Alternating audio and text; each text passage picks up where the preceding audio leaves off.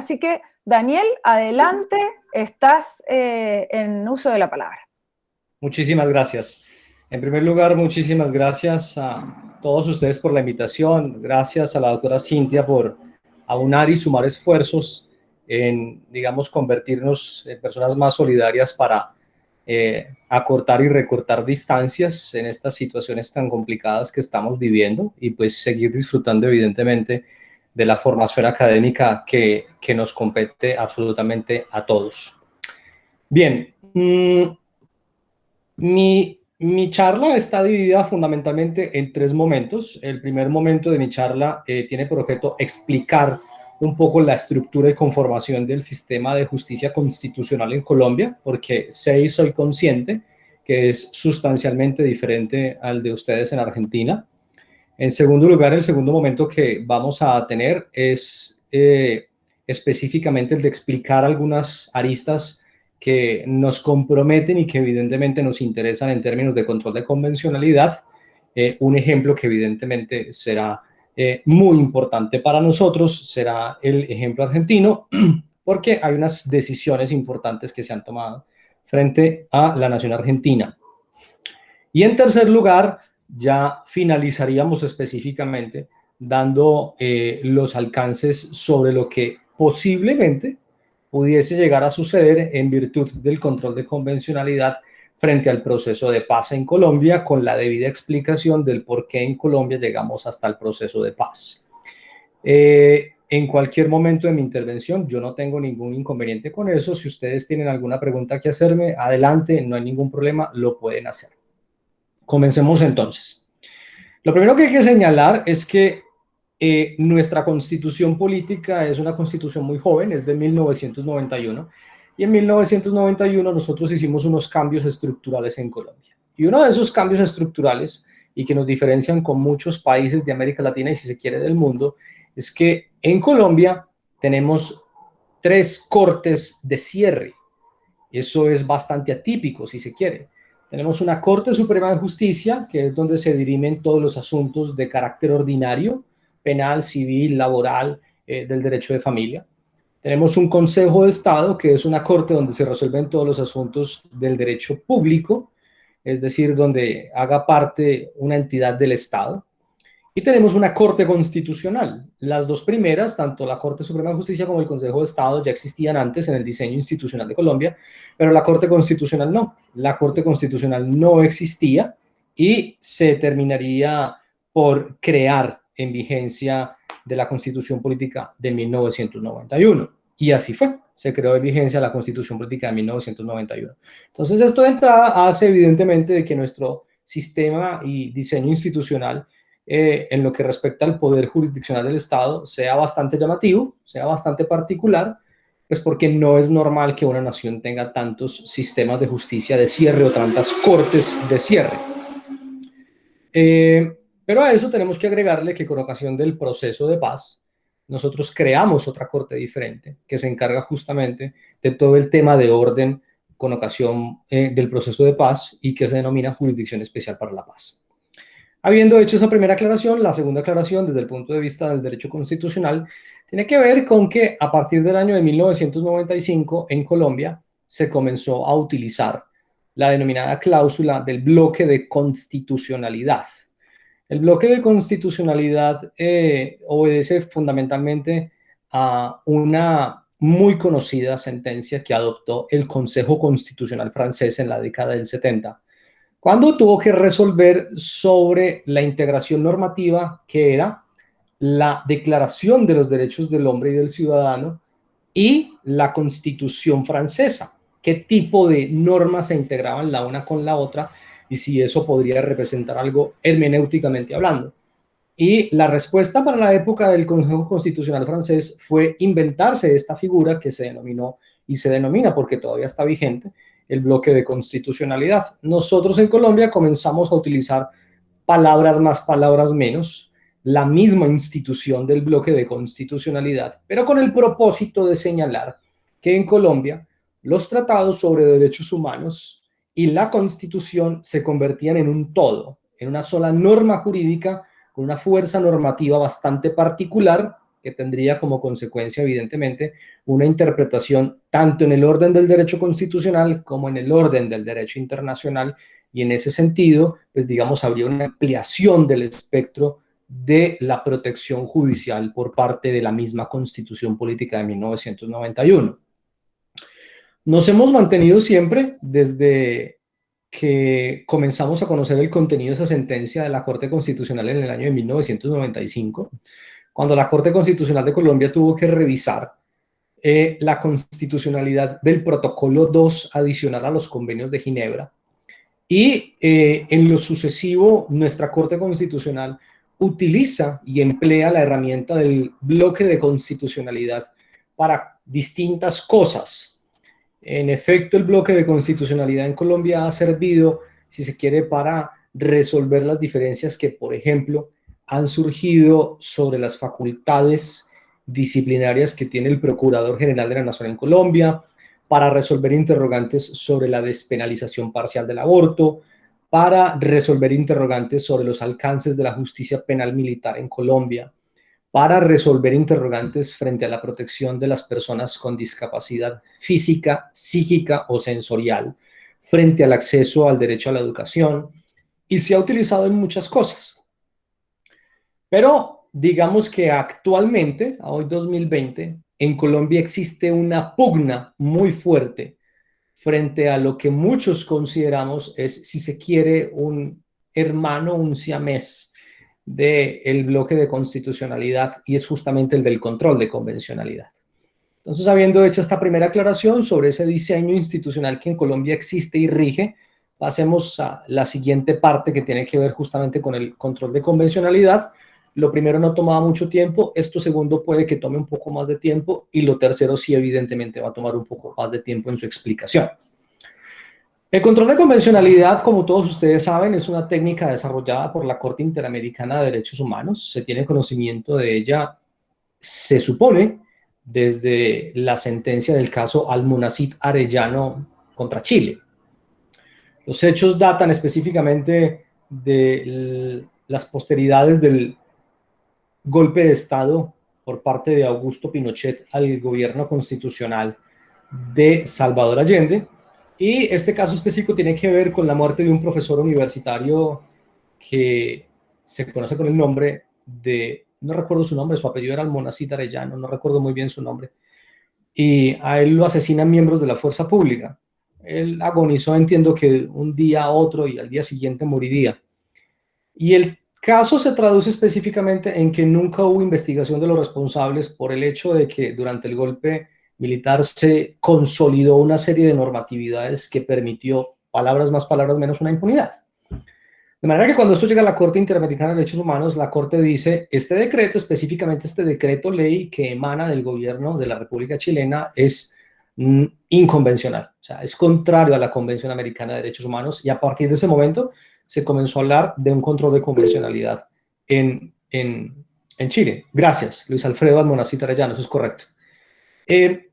Sin embargo, hay que hacer una aclaración, y es que no era la primera vez que la Corte Interamericana hablaba de un control de convencionalidad, porque años antes, una sentencia en el caso Mirna Makchang, en ese caso, donde miembros de la fuerza pública decidieron seguir ilícitamente a una antropóloga por sus trabajos con comunidades indígenas y posteriormente asesinarla, si la memoria no me falla, a inicios de la década del 90.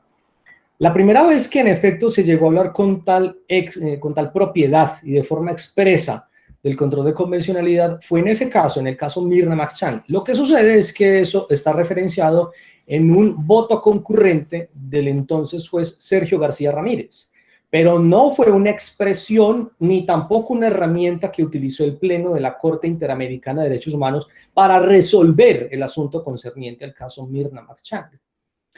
De manera que digamos que la primera vez que se utilizaría en la sentencia y en la jurisprudencia propiamente de la Corte Interamericana de Derechos Humanos es justamente en el caso de Luis Alfredo Almonacid Arellano. Pero hay otra diferencia necesaria que hay que hacer, porque esto es muy particular. Por ejemplo, si el control de convencionalidad tiene por objeto erradicar toda práctica o normas del derecho interno de los estados que resulte ser contrario a la Convención Americana de Derechos Humanos, y no solo a la Convención, sino al Corpus Juris Interamericano. Una pregunta que surge, y surgió hace bastante tiempo, es ¿cuál es la mejor forma de reparación integral cuando de utilizar o emplear la cláusula de convencionalidad se trata? Porque en el caso Almonacid Arellano, evidentemente una muy buena forma para reparar era que a toda costa no podía perpetuarse la impunidad, y en ese orden de ideas teníamos que proscribir toda norma contraria a la convención. Dicho de otra forma, la Corte dice, Estado, elimíneme esa norma. Pero en los casos sucesivos en los que se siguió utilizando el control de convencionalidad, ese asunto se convirtió tal vez en uno de los aspectos más interesantes en la jurisprudencia de la Corte, porque evidentemente todo tenía que ver con responder la pregunta, abro comillas, ¿cuál es la mejor forma para reparar integralmente? Cierro comillas. En el caso Boyce y otros contra Barbados, la Corte Interamericana de Derechos Humanos encontró que en Barbados no existía impugnación de la sentencia condenatoria o doble instancia de la sentencia condenatoria cuando se aplicaba o se condenaba al procesado penal a pena de muerte. Dicho de otra forma, en Barbados, frente a lo que tenía que existir doble instancia e impugnabilidad de la sentencia condenatoria, no existía. Se puede justificar que no exista segunda instancia en otras cosas, aún bajo ciertas observaciones, pero que no exista doble instancia frente a la imposición de la pena de muerte, eso no es sostenible convencionalmente hablando. Barbados, por ejemplo, tiene dos casos nomás en su haber. En la jurisprudencia la Corte solo ha sido condenada 2 veces, pero las 2 veces que ha sido condenada exactamente por lo mismo, por imposición de la pena capital. De manera que en este segundo caso, que es el caso de Boyce y otros contra Barbados, Ricardo Lennox Boyce y otros contra Barbados, la Corte Interamericana de Derechos Humanos dio una orden que comenzó a cuestionar lo que se denomina en el sector de la doctrina la legitimidad de la Corte Interamericana de Derechos Humanos y el control de convencionalidad. ¿Por qué? Porque en el caso Boyce y otros contra Barbados, la Corte le ordenó a Barbados que tenía que reformar la Constitución. Entonces, esto supone un problema mayúsculo, porque no es lo mismo decirle al Estado, Estado, modifique o derogue una ley, a decirle, modifique la Constitución. ¿Y por qué no es lo mismo? Porque en términos de estricta teoría constitucional, la Constitución representa el sentir global, social, de un conglomerado específico y determinado para regir los destinos de esa nación. Luego, entonces, que un tribunal de justicia internacional ordene la modificación de ese consenso, de ese pacto que se traduce en una constitución, eso es muy complicado de digerir y al mismo tiempo es muy complicado de explicar desde el punto de vista del derecho interno de los estados. Pero paradójicamente es muy fácil de explicar desde el punto de vista del derecho internacional de los derechos humanos. Los casos siguientes conocidos en el control de convencionalidad, recogiendo ya, sería lo segundo. Primero, repito, tiene por objeto erradicar toda práctica contraria a la convención, violatoria evidentemente de derechos humanos y de libertades fundamentales. La segunda, evidentemente, sería acabar o eliminar del orden jurídico toda norma que sea contraria a la Convención Americana sobre Derechos Humanos. Y aquí surge una primera crítica. Y esa primera crítica sobreviene en aspectos fundamentales del derecho internacional público, no del derecho internacional de los derechos humanos. Y es lo siguiente: si nosotros decimos que el control de convencionalidad se debe consolidar como una de las mejores formas para reparar íntegramente, al punto que llegue a ordenarle a un Estado modificar su propia Constitución, porque considera que es una disposición normativa contraria a la Constitución, aquí hay un problema. Y el problema es que el derecho interno de los estados en el derecho internacional no es derecho. El derecho interno de los estados en el derecho internacional es un hecho. Y eso es un principio que siempre ha existido en el ámbito del derecho internacional público. Esa es una de las razones por las cuales, por ejemplo, en la Convención de Viena sobre el Derecho de los Tratados de 1969, se estableció un principio, y es que los estados no pueden invocar su derecho interno para incumplir las obligaciones internacionales, por la sencilla razón de que en el ámbito del derecho internacional el derecho interno carece de validez jurídica. Entonces, si carece de validez jurídica y si evidentemente estamos frente a la configuración del fenómeno de que el derecho interno de los estados no es en sí mismo derecho ante el derecho internacional, sino que es un hecho, ¿cómo puede entonces la Corte Interamericana de Derechos Humanos ordenarle a un estado que modifique una norma o que la derogue? Si se supone que es un hecho, no una disposición con efectos jurídicos. ¿Cómo se ha solucionado ese interrogante? Ese interrogante se ha solucionado de la siguiente manera. Cuando ustedes miren una sentencia de la Corte Interamericana de Derechos Humanos, en la cual la Corte Interamericana de Derechos Humanos, utilizando o empleando el control de convencionalidad, haya ordenado la modificación de una disposición normativa, por ejemplo, contra México existen más o menos 5 o 4 sentencias que han ordenado modificar la justicia penal militar, de Radilla Pacheco en adelante, todos los que ustedes se imaginen. Muchas veces ha ordenado la modificación de la justicia penal militar en México. A Panamá también se le ordenó, en el caso Eliodoro Portugal. En Chile también lo ha ordenado, y en otros tantos lugares también lo ha ordenado. Entonces, ¿cómo logramos entender que no se llegue a confundir ese principio rector de que en el derecho internacional, el derecho interno de los estados no es derecho, sino que es un hecho? ¿Cómo resolvemos eso? Y eso tiene que ver justamente con la utilización del lenguaje. ¿Cómo utilizamos correctamente el lenguaje jurídico, la técnica jurídica para redactar, y que la orden que la Corte Interamericana de Derechos Humanos tenga plenas consecuencias en términos reparatorios? Entonces ustedes van a encontrar que, por ejemplo, la Corte en algunos casos ha utilizado la expresión, abro comillas, el Estado debe asegurar que el decreto ley no puede seguir representando un obstáculo para la investigación de la desaparición forzada o del homicidio o de no sé qué, no sé qué, no sé qué. Así lo ha escrito. Pero también ha escrito de la siguiente forma, abro comillas, el Estado debe asegurarse que la ley carece de efectos por su inconvencionalidad. La utilización correcta del lenguaje en estos casos es muy importante, incluso para que la misma Corte Interamericana de Derechos Humanos no incurra en errores.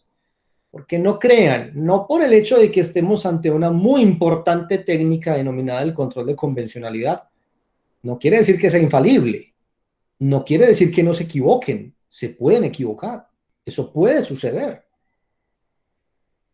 Pero indudablemente, aquí hay una pregunta que responder. Si nosotros tomamos como referente uno de los más interesantes casos que existe en la jurisprudencia de la Corte Interamericana de Derechos Humanos, que a mí personalmente me encanta, que es el caso Fontevecchia contra Argentina. Si nosotros tomamos ese referente, tenemos que analizar si antes de la sentencia del caso Fontevecchia una orden igual se había dado. Y mejor aún, si se había dado utilizando o no la cláusula del control de convencionalidad. Fontevecchia evidentemente es un caso muy conocido para ustedes. Si lo es para nosotros, evidentemente para ustedes es absolutamente conocido. Como es el caso, por ejemplo, Mendoza y otros contra Argentina. A mí el caso Mendoza y otros me parece muy interesante. Ya vamos a hablar de eso por un aspecto que me interesa resaltar de ese caso. Caso Fontevecchia. Discusión jurídica. Perfecto. La Corte Interamericana resuelve que la mejor forma de reparación, evidentemente que el quid del asunto es que hay una sentencia que tiene que desaparecer del orden jurídico. Ojo, una sentencia, no una norma. Y yo dije que en el derecho interno de los estados no es oponible en el derecho internacional, pero yo no dije nada sobre las sentencias internas. Entonces, frente a las sentencias internas, eso no tiene la misma consecuencia, porque de hecho las sentencias internas adoptadas por el sistema de justicia de cada uno de los estados, cuando un estado está en juicio ante la Corte Interamericana de Derechos Humanos, la Corte revisa qué disposiciones se han adoptado y qué órdenes han adoptado los jueces al interior de los estados y no controvierte con ellos. Es decir, no llega al punto de decir, usted tiene que volver a emitir una sentencia porque esta sentencia le faltó esto, aquello, lo otro. No. Pero sí ha llegado al punto de decir, esa sentencia tiene que desaparecer. Esa sentencia se tiene que anular. Problema número 1 en Fontevecchia. El problema número 1 en Fontevecchia es que la sentencia objeto de anulación como orden impartida por la Corte Interamericana de Derechos Humanos era una sentencia emitida por la Corte Suprema de la Nación Argentina. Problema número 2. Cuando una Corte Internacional de Justicia imparte una orden, se la imparte al Estado en su conjunto, pero el único que responde internacionalmente por la representación del Estado es el jefe del Estado, nadie más. Lo que sucede es que hay una dicotomía en ese aspecto entre el derecho constitucional, y usted me dirá que no es cierto, doctora Gabriela, y entre el derecho internacional. Y es que usted internacionalmente no puede seccionar o separar al Estado para decir, si bien el jefe del Estado representa internacionalmente a ese ente, usted no lo puede separar como si los poderes públicos que integran al Estado no hicieran parte del mismo Estado. Mientras que en el derecho constitucional, evidentemente hay una cláusula que casi que existe en todos los estados modernos y es la independencia de los poderes públicos. Entonces, Fontevecchia tiene unas consecuencias muy interesantes. Repito, número 1, la orden la está dando y recae sobre la Corte Suprema. Número 2, el único que puede asegurarse de que cumplan la orden es el jefe del Estado, representado por el poder político del Ejecutivo. Número 3, podía el presidente de la República Argentina darle la orden a la Corte Suprema de Argentina de que anulara su sentencia. Si usted me dice que sí, pues yo voy a entender que en Argentina no hay separación de poderes o principio de separación de poderes y colaboración armónica. Y yo entiendo que en la nación argentina hay principio de separación de poderes. Número 2, pero si usted me dice que no, ¿cómo hace el Estado internacionalmente para cumplir con la orden impuesta en el caso Fontevecchia? Entonces esto se va para la Corte y yo conozco el auto porque tuve acceso al auto emitido por la Corte Suprema Argentina y la Corte Suprema Argentina, palabras más, palabras menos, lo dice, nosotros no vamos a modificar nuestra sentencia y no la vamos a modificar ni la vamos a anular, y ellos esgrimen una serie de razones, pero hubo dos razones que a mí fundamentalmente me llamaron mucho la atención. Porque aunque esas razones son contrarias al contenido convencional y a las obligaciones que tendría que honrar Argentina como Estado, esas razones esgrimidas por la Corte Suprema jurídicamente tienen peso, jurídicamente son importantes. Primera razón, de orden procesal. La sentencia no es anulable por el juez que la emite. De hecho, la sentencia no es revocable por el juez que la emite. Eso es un principio rector en el derecho procesal. Y eso tiene mucho sentido si todos recordamos que la razón de ser de que la sentencia no sea revocable y modificable por el juez que la emita es justamente la razón de ser del principio de la segunda instancia. Tiene mucho que ver. Esa es de orden procesal. Miremos una razón de orden sustantiva. Una razón de orden sustantiva muy interesante que esgrimió la Corte Suprema Argentina fue: lo que pasa es que si nosotros modificamos o revocamos o anulamos la sentencia en el caso de Fontevecchia, lo estamos haciendo porque la Corte Interamericana de Derechos Humanos lo está ordenando. Pero es que la Corte Interamericana de Derechos Humanos no es mi superior jerárquico. Y no es mi doble instancia.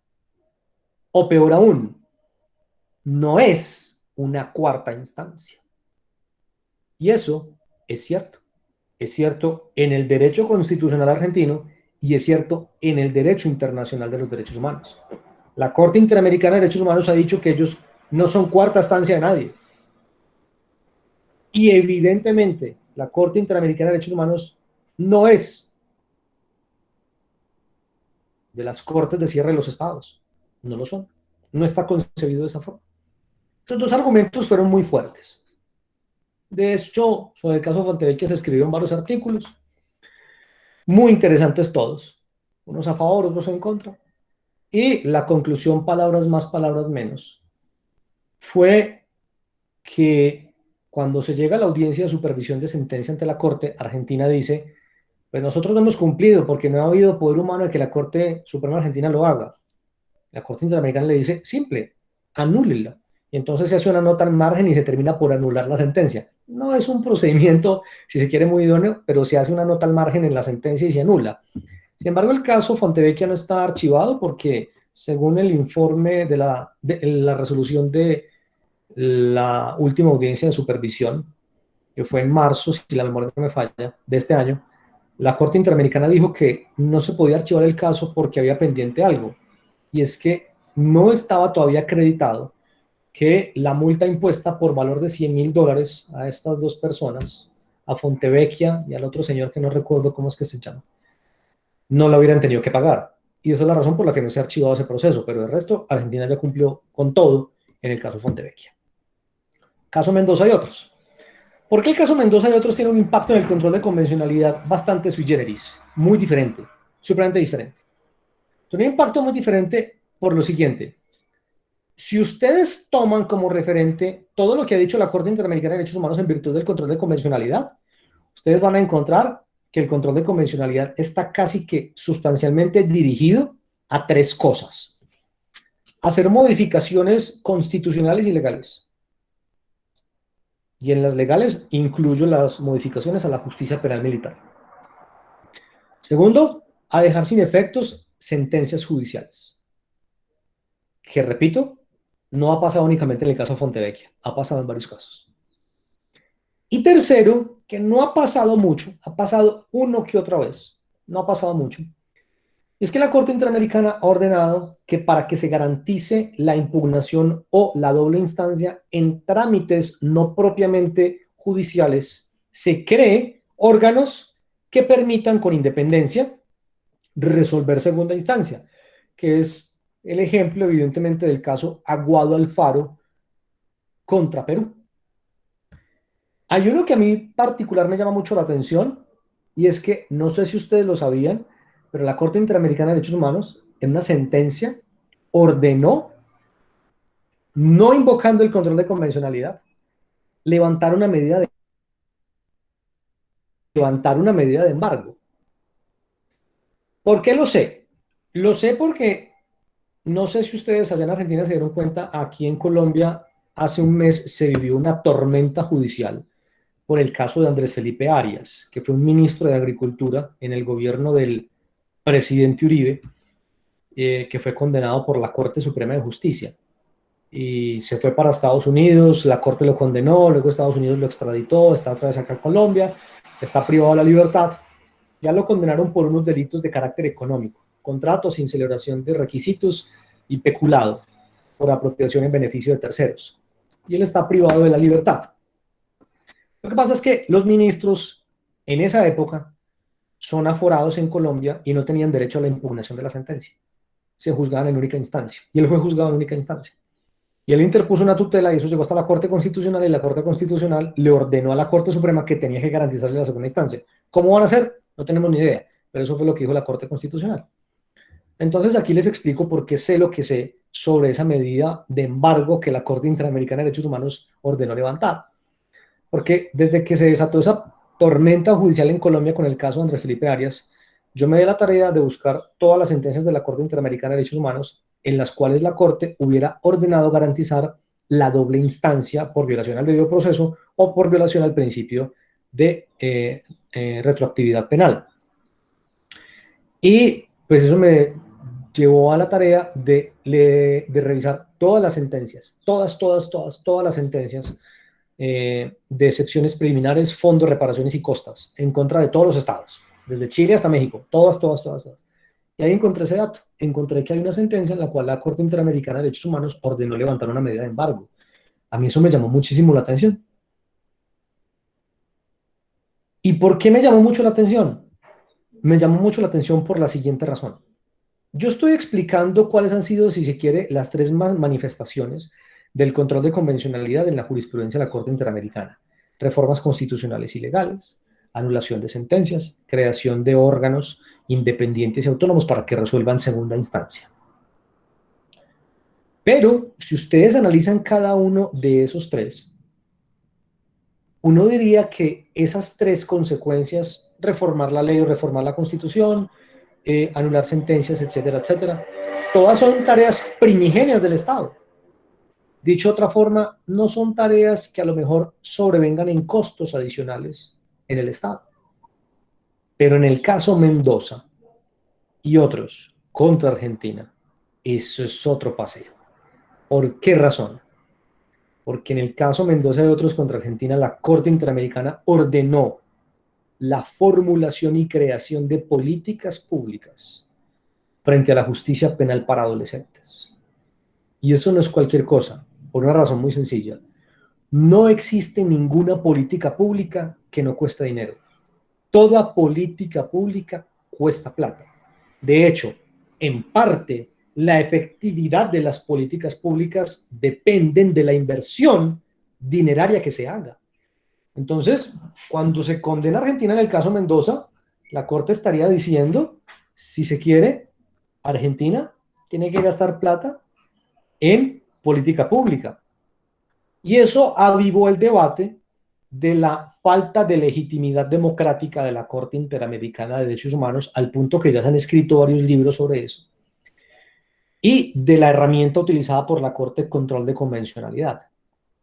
Pero hagámonos una reflexión rápida para que sigamos al punto 3 de esta charla. ¿Será que en realidad era necesario tanto escándalo frente al control de convencionalidad como en su momento surgió con el caso Fontevecchia, anular una sentencia proferida por un órgano judicial de cierre de un Estado, por la Corte Suprema de Justicia, cuando eso ya había pasado? ¿Será que era necesario tanto escándalo? ¿Ya había pasado? Sí, pasó en el año 2004, caso Herrera Ulloa contra Costa Rica. La Corte Interamericana de Derechos Humanos ordenó dejar sin efectos judiciales una sentencia condenatoria proferida por un tribunal superior de Costa Rica. Lo que pasa es que hay dos particularidades. La primera, la sentencia proferida no era proferida por un órgano judicial de cierre, como en el caso Fontevecchia.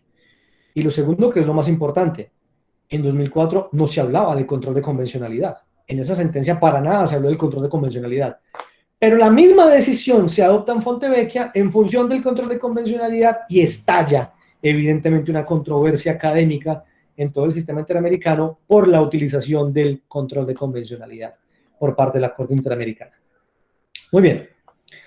Vámonos con el tercer aspecto para que, finalizando, podamos comenzar a cohesionar todas estas ideas. Proceso de paz en Colombia. La diferencia, si se quiere, sustancial entre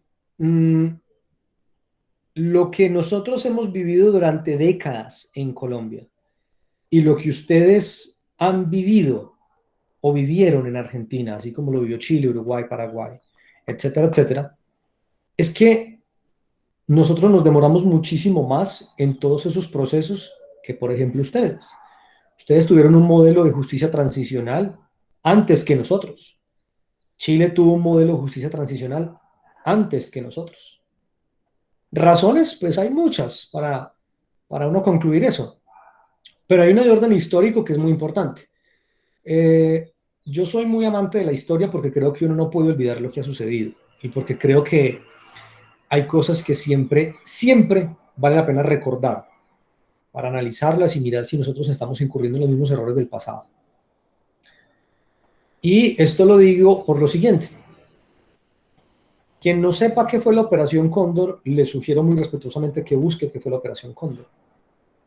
Y en la Operación Cóndor, que fue una muy mala idea, orquestada por el entonces secretario de Estado del presidente Richard Nixon, el secretario Henry Kissinger, fue la forma en cómo idearon el asocio, si se quiere, delictivo, entre la CIA de los Estados Unidos y las cúpulas militares de América Latina. Y para nadie es un secreto, por ejemplo, que en virtud de la Operación Cóndor fue como se terminaría por financiar el golpe de Estado en Chile.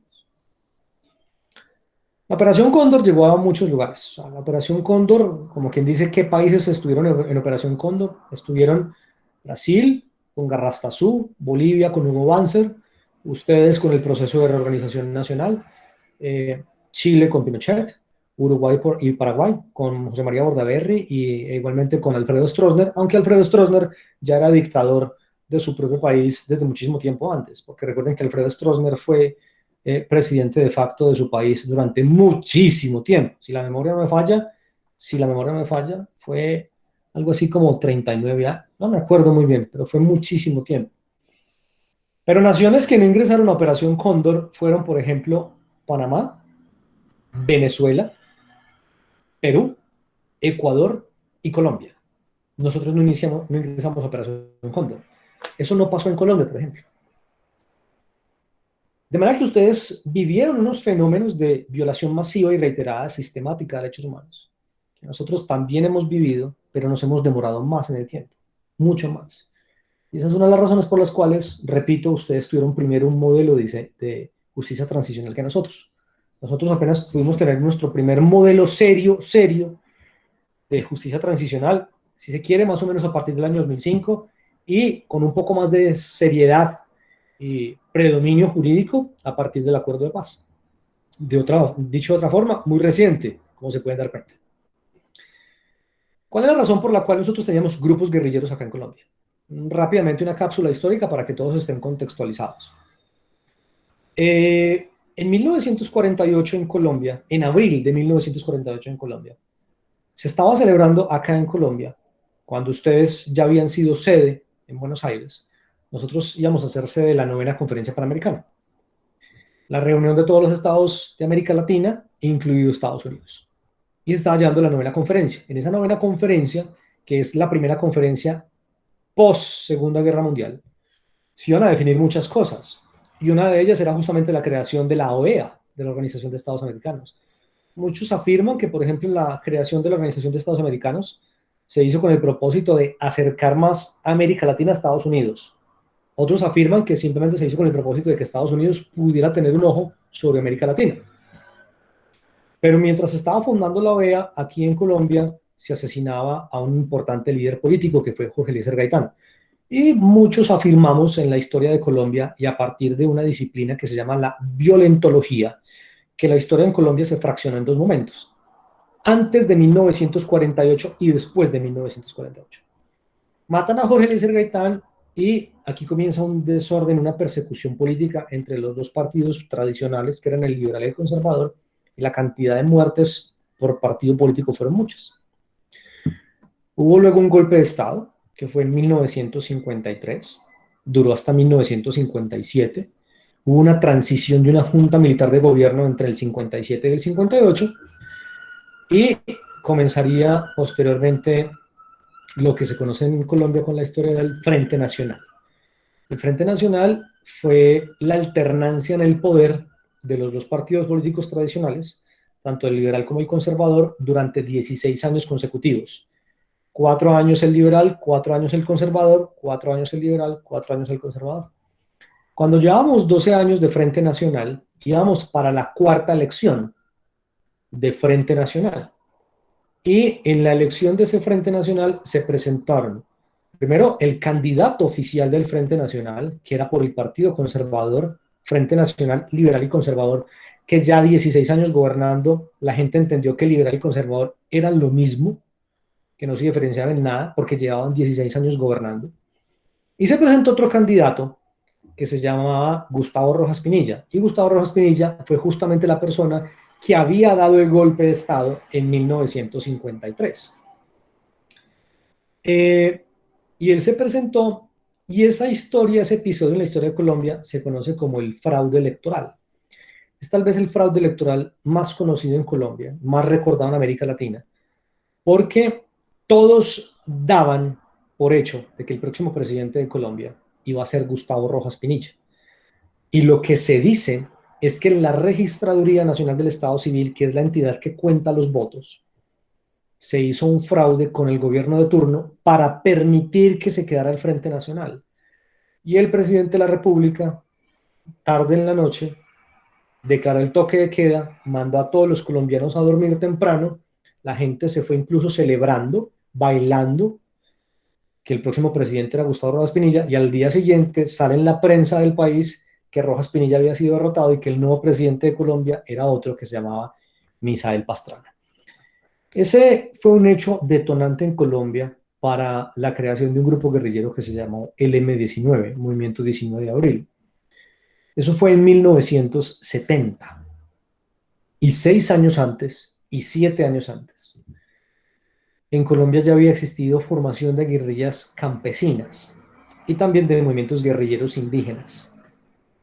El último de esos movimientos guerrilleros con los cuales combatimos a sangre y fuego durante 54 años mal contados, se conoce como las FARC, las Fuerzas Armadas Revolucionarias de Colombia, Ejército del Pueblo, FARC-EP. Nosotros en Colombia, en el gobierno de Juan Manuel Santos, el presidente tomó la decisión de que lo necesario e indispensable era hacer un acuerdo de paz. Razones parecía, habían varias. Yo luego encontré un justificante lo suficientemente válido para que en Colombia hubiera un proceso de paz.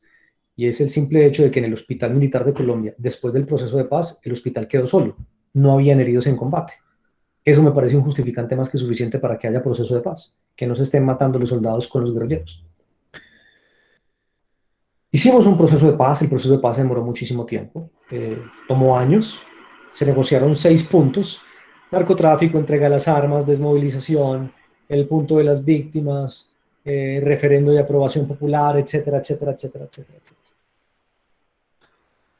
Pero diríamos que evidentemente la columna vertebral de ese proceso de paz es el punto quinto, que es el que se conoce como el punto sobre las víctimas, toda la estructura de cómo se le va a responder judicial y extrajudicialmente a las víctimas, aquellos que están buscando sus desaparecidos desde hace décadas, o aquellos que simplemente quieren saber la verdad, o aquellos que quieren materialmente justicia.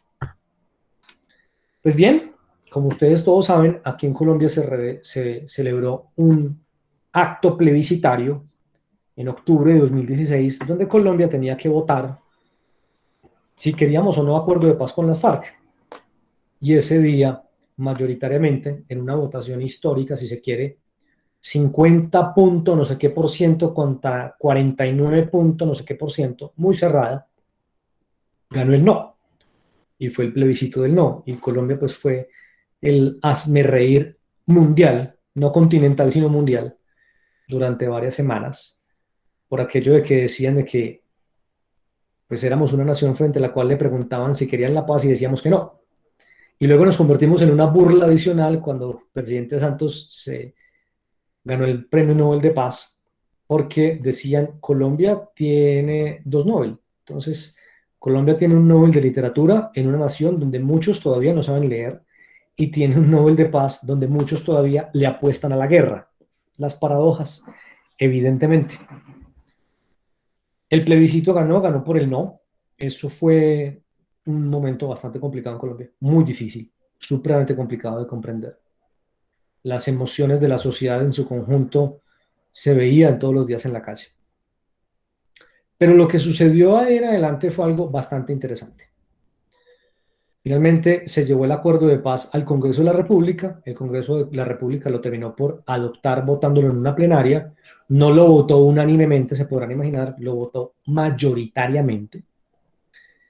Y el proceso de paz comenzó su desarrollo. Para asegurar el nivel jurídico del proceso de paz como acuerdo de paz suscrito entre el gobierno de la República de Colombia y las FARC-EP,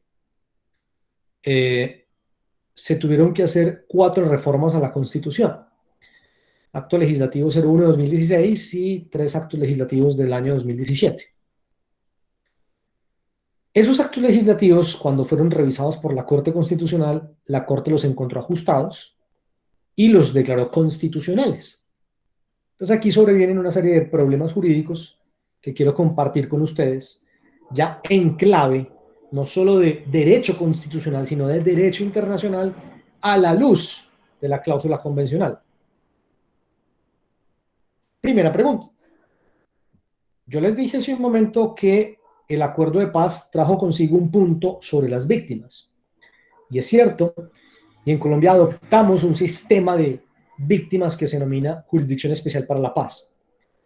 Toda persona que sea responsable por hechos relacionados con el conflicto puede comparecer si quiere hacerlo, o si por el contrario está siendo procesado por la justicia ordinaria, puede solicitar que lo reciban en la Jurisdicción Especial para la Paz, o si por el contrario no quiere hacerlo y la Jurisdicción Especial para la Paz lo llama, pues tendrá que comparecer para que rinda sus cuentas ante la justicia por los delitos cometidos durante y con ocasión del conflicto. Ahí ingresan por igual actores armados e ingresan por igual actores que no sean armados. ¿Por qué razón? Hay que hacer una distinción necesaria, y es que en Colombia nosotros tenemos un fenómeno que se configuró, y es que nosotros somos testigos de que muchos servidores públicos en Colombia nunca empuñaron un arma, pero cooperaron abiertamente con la postergación del conflicto armado. Y eso llevó a que muchas personas fueran víctimas. Ejemplo, el notario de un pueblo que terminó por asociarse con grupos paramilitares para arrebatar la titularidad de un predio, escriturarla a la fuerza y entregársela a los paramilitares. Ese notario no empuña un arma, pero ese notario tiene una responsabilidad en el conflicto armado, porque la tierra en Colombia es un punto crucial para entender el conflicto armado en Colombia. Es un punto crucial. De manera entonces que nosotros implantamos la Jurisdicción Especial para la Paz, y aquí sobreviene esta primera reflexión en términos de derecho constitucional, de derecho internacional y a la luz de la cláusula convencional. Háganse esta pregunta. Digamos que eventualmente una víctima que compareció ante la Jurisdicción Especial para la Paz en Colombia para que le respondieran por verdad, justicia y reparación, esa víctima considera que encontró puertas cerradas en la Jurisdicción Especial para la Paz. Y eso no satisfizo su derecho a la verdad, a la justicia y la reparación. Y decidió llevar su caso al Sistema Interamericano de Derechos Humanos, para que Colombia sea condenado porque evidentemente su familia todavía está desaparecida, o fueron asesinados y no hay responsables, hay una impunidad rampante, cualquier cosa, ¿cierto? Imaginen lo siguiente, imaginen que habiendo llegado ese caso al Sistema Interamericano de Derechos Humanos, en efecto, sea admitido por la Comisión, sea tramitado, informe de fondo del artículo 50 y pase a la Corte Interamericana de Derechos Humanos. Y pasando a la Corte Interamericana de Derechos Humanos, la Corte entonces se aliste para escuchar al Estado colombiano a ver qué tiene que decir. Primera pregunta. ¿Cómo podría la Corte Interamericana de Derechos Humanos pronunciarse sobre las deficiencias de la Jurisdicción Especial para la Paz si la Jurisdicción Especial para la Paz tiene su razón de ser en una norma jurídica? Sí, es un acto legislativo y es una ley estatutaria, sí, pero tiene su razón de ser en un acuerdo de paz. Entonces aquí sobreviene otra pregunta. ¿Qué categoría jurídica se le puede dar al acuerdo de paz? ¿El acuerdo de paz es una norma en sí mismo? ¿O podría ser catalogado como qué? Y la tercera pregunta más complicada. Si la Corte Interamericana de Derechos Humanos tuviese que revisar un caso específico que tuvo que pasar por las manos de la Jurisdicción Especial para la Paz, ¿podría la Corte Interamericana de Derechos Humanos pronunciarse sobre el contenido del punto quinto del acuerdo de paz? Si es así, ¿cuál sería la cláusula de competencia que tendría la Corte Interamericana de Derechos Humanos para pronunciarse sobre eso? Yo quiero en este momento provocar una discusión con todos ustedes y que compartamos opiniones. Yo no quiero seguir hablando sobre más cosas que quisiera hablar y compartir, porque quiero que intercambiemos ideas y pareceres. ¿Le parece bien, doctora Gabriela? Sí, Daniel, por supuesto, me parece muy bien. Antes que intercambiemos opiniones, te hago algunas consideraciones adicionales en relación con el control de convencionalidad y de constitucionalidad argentina, unos titulitos nada más como para ubicar a nuestros alumnos, sobre todo los alumnos de grado, en relación con lo que vos muy bien planteaste. Claro que sí. Algunas apreciaciones, te diría que previas. Argentina, desde la Constitución de 1853-60, tomando el modelo norteamericano, introduce jurisprudencialmente el control de constitucionalidad. Nuestra organización, en lo que hace la forma de Estado federal, tomamos el modelo norteamericano, y luego la configuración de nuestro poder judicial como un órgano político que ejerce el poder político con el legislativo y el ejecutivo, y vos bien lo dijiste en términos de separación de poderes, de separación con colaboración, pero separación al fin, donde el poder judicial tiene garantías para su independencia. Pero no se trata del modelo judicial de los parlamentarismos europeos de raíz monárquica, sino que se trata de una organización judicial, de un verdadero poder del Estado, ¿no? Y en esto, como te decía, con la terminología del poder judicial a la luz de la Constitución norteamericana, nuestro Poder Judicial tiene en sus manos el conocimiento y decisión de todas las causas que versen sobre puntos regidos por la Constitución, después le agregamos tratados internacionales, las leyes. En esta configuración del Poder Judicial, como te decía, tomamos el control de constitucionalidad para garantizar esa supremacía de la Constitución a partir de recepciones jurisprudenciales de fines del siglo XIX, 1888, 1887, jurisprudencia nuestra que copiamos el modelo norteamericano y citamos Marbury versus Mason. Entonces, en el caminar del Poder Judicial argentino, la función de control de constitucionalidad como una función propia del Poder Judicial en un control difuso, en un control a pedido de parte, con efecto invalidante de la norma en el caso concreto, o sea, la declaración de inconstitucionalidad no deroga la norma, sino que en el caso en el cual el juez se pronuncia por la inconstitucionalidad, esa norma no se aplica en el caso. Es decir, estructuramos nuestro control de constitucionalidad de esa manera. Cuando aparece el control de convencionalidad, que vos lo planteaste muy bien planteado, el contexto jurídico, constitucional y jurisprudencial argentino, muy sucintamente, era el contexto marcado por la reforma constitucional de 1994, que incluimos instrumentos internacionales con jerarquía constitucional, con un interesantísimo debate interno en la doctrina y en la jurisprudencia argentina en torno a qué interpretación le dábamos a esos instrumentos internacionales con jerarquía constitucional. Una posición fue la del bloque de constitucionalidad, que vos muy bien dijiste, tomado el modelo francés, excelente. Una importante parte de la doctrina argentina se ascribe en esa posición, acompañada por fallos muy importantes de la Corte argentina en esa misma línea. Estoy hablándote de fallos contemporáneos de la reforma del 94, desde un caso Monjes de 1995 hasta un caso Almonacid Arellano de Arancibia Clavel de 2004, por ejemplo.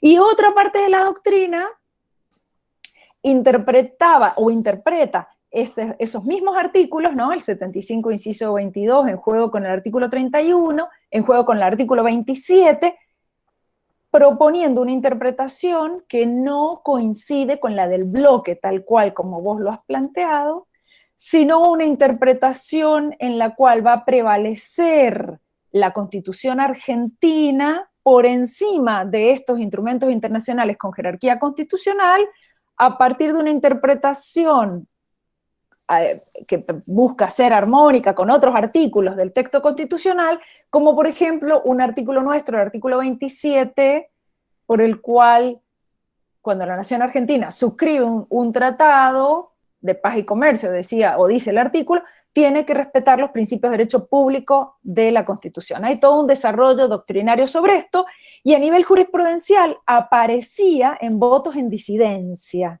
¿Qué quiero mostrarte con esto y mostrarle a los alumnos? Que hay por lo menos dos interpretaciones, hay muchas más, pero por lo menos dos grandes interpretaciones que tienen apoyo doctrinario y jurisprudencial muy respetado y fundado. Quiero decirte que, bueno, eso es lo rico del derecho, ¿no? Que tenemos siempre la opción fundadamente de construir o de ascribirnos a distintas posiciones.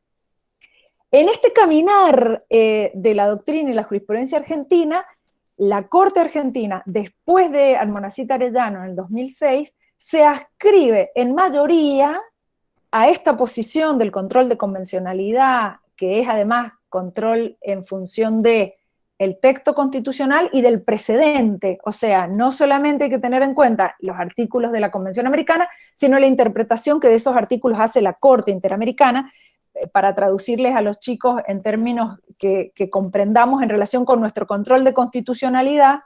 En el nuestro, en el control interno, hay que tener en cuenta el texto de la Constitución, pero no tenemos el modelo del precedente obligatorio, sino que la interpretación que hace nuestra Corte Suprema, por supuesto que tiene para los tribunales inferiores el deber de los inferiores de conocer el precedente y de apartarse con fundamentos, si se fueren a apartar, y si pueden probar que el caso concreto merece el apartamiento fundado. Entonces, en el control de convencionalidad hay una diferencia con el nuestro, porque el control es del texto y del precedente obligatorio de la Corte Interamericana.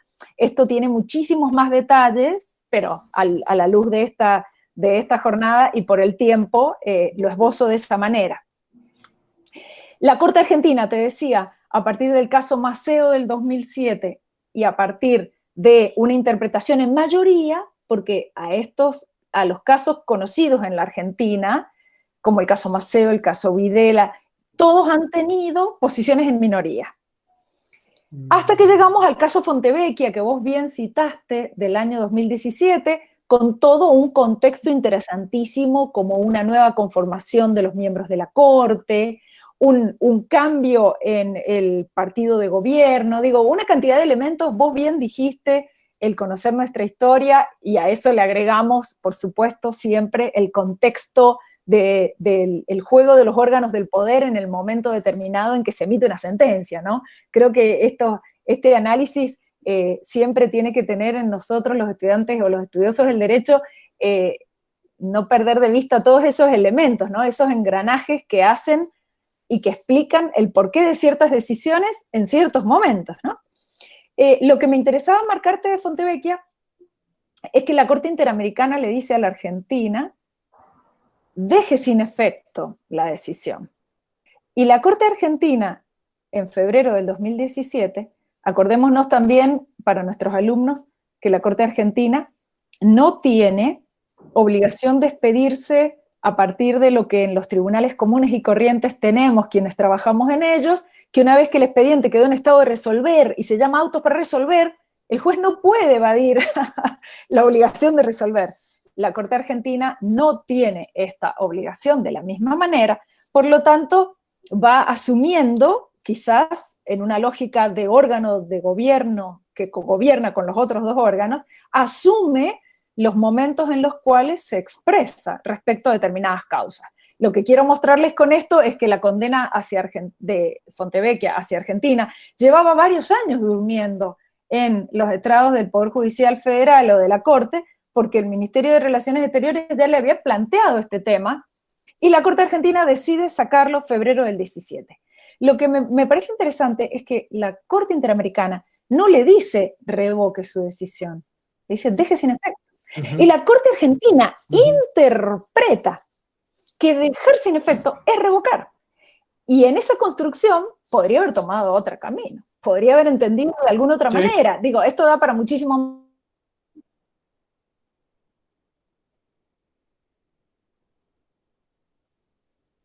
Una minoría, que es revocar.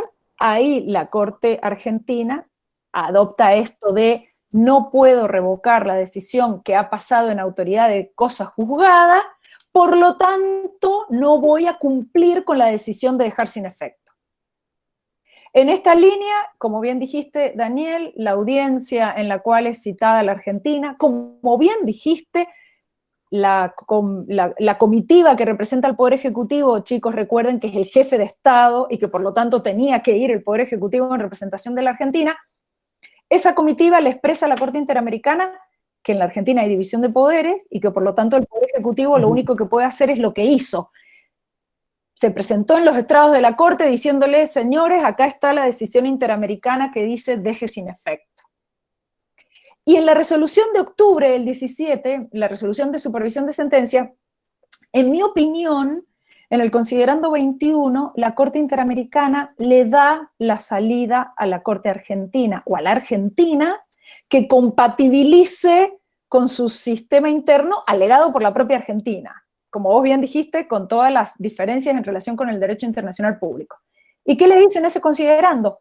Que dejar sin efecto puede suponer caminos alternativos a revocar, como que la sentencia tenga un agregado que diga fue declarada inconvencional, o que esa sentencia sea quitada de la página o de los anales de jurisprudencia donde aparecía.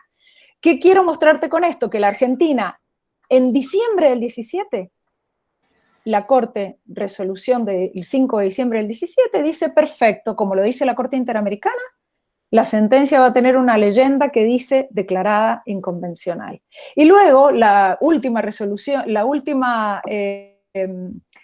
resolución de supervisión de sentencia, perdón, la de marzo de este año, como bien dice Daniel, en relación con dejar sin efecto, está cerrado el tema, porque la misma Corte Interamericana le dio la oportunidad de, queda abierta por el tema de la devolución de la multa, que en modo sintético, ¿no? Como vos bien dijiste, me agacho porque enchufo la computadora mientras sigo hablando, como vos bien dijiste, en el derecho argentino hay una catarata muy interesante de artículos publicados sobre este caso.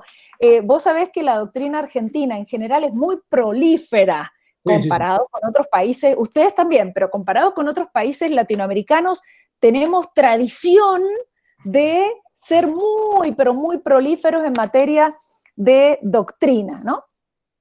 Y Fontevecchia dio para publicar muchísimo y sigue dando, por suerte, esa es la riqueza.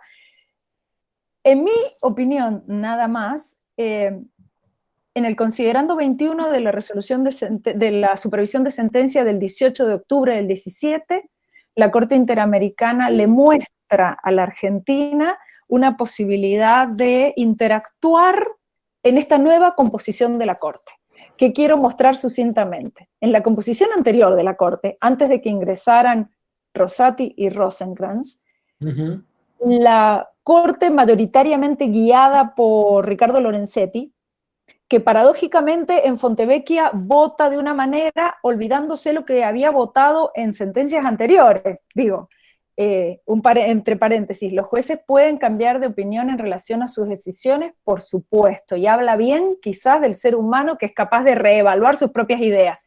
Lo que debería hacer un juez en principio es avisarle a todos nosotros que antes opinó de esta forma y que ahora cambia con fundamento. Entonces, en la Corte Lorenzetti, la decisión quizás no hubiese sido como fue en el 2017. Pero la Corte Interamericana, en mi opinión, muy compatible con un diálogo entre poderes, un diálogo entre Corte Interamericana y Superior Tribunal de la Argentina, plantea la salida interpretativa compatible. Y la Corte Argentina, muy bien, 5 de diciembre, decide tomar ese camino e interpretar que dejar sin efecto no es revocar, pero por supuesto tampoco implica no hacer nada, tampoco implica incumplir, que eso jamás hubiese sido admisible. Por eso me parece que Fontevecchia, en la resolución de cumplimiento de sentencia, en la decisión de la Corte Argentina y en la supervisión de marzo de este año, demuestra que en esta instancia, tendremos que seguir viendo cómo evoluciona la jurisprudencia argentina y la jurisprudencia interamericana, que en esta instancia es posible arribar a un diálogo donde en la próxima condena, por lo menos a la Argentina, que suponga dejar sin efecto una sentencia, quizás la misma Corte Interamericana en la próxima le diga a la Argentina, dejar sin efecto supone para su ordenamiento interno estas hipótesis de cumplimiento. Y con esto termino. Creo que es un buen, en mi opinión, es un buen modelo Fontevecchia para generar este cambio. A ver si soy sintética y clara. la Corte Interamericana tiene que resolver en relación a países con sistemas internos muy variados. De ahí que sería interesante, sería docentemente interesante que la Corte Interamericana resuelva, condene, pero que mirando el derecho interno del país al cual está condenando y buscando que sus sentencias se cumplan, cosa que es fundamental para todo tribunal, que sus sentencias se cumplan, a la hora de condenar y con fuerza decir deje sin efecto, habiendo mirado antes el ordenamiento interno, sea capaz de decirle, y para usted Argentina, con su ordenamiento interno, dejar sin efecto supone este camino, este camino, este camino o algún otro camino alternativo que usted obviamente me indique, pero que no vuelva a repetirse, en mi opinión, un caso así, donde por no haber mirado el derecho interno, que luego lo mira, porque en la resolución de supervisión del 18 de octubre del 17 lo mira, no volver a plantear en el sistema interamericano un choque que en definitiva desmerece el sistema, en definitiva decae el nivel de acatamiento de las decisiones y no hay tribunal de justicia, ni siquiera en la Argentina, que se precie de tal que no busque que sus decisiones sean acatadas, que sus decisiones sean cumplidas, no solo por la razonabilidad de su fundamentación, no solo por justamente el estudio y la proporcionalidad en la cual decide, sino porque además, en este caso, tratándose de una pluralidad de estados con regímenes tan diversos, la Corte pueda tomarse el trabajo previo de hacer esta lectura, que entonces el caso Fontevecchia no hubiera dado a una supervisión de sentencia, ni hubiera dado al cruje que dio en el sistema, porque la decisión hubiese sido la misma, dejar sin efecto, no hay duda, pero con la salida de, no vaya a pensar que es revocar en la Argentina, no es revocar, es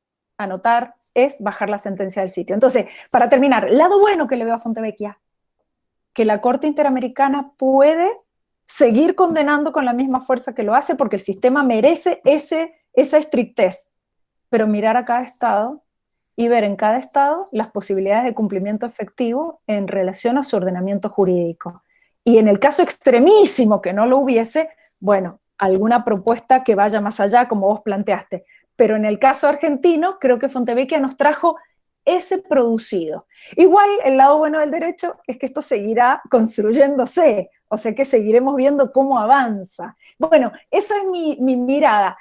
Abrimos, si les parece, al debate, el que quiera opinar algo, abre su micrófono y opina con total comodidad, como hacemos siempre.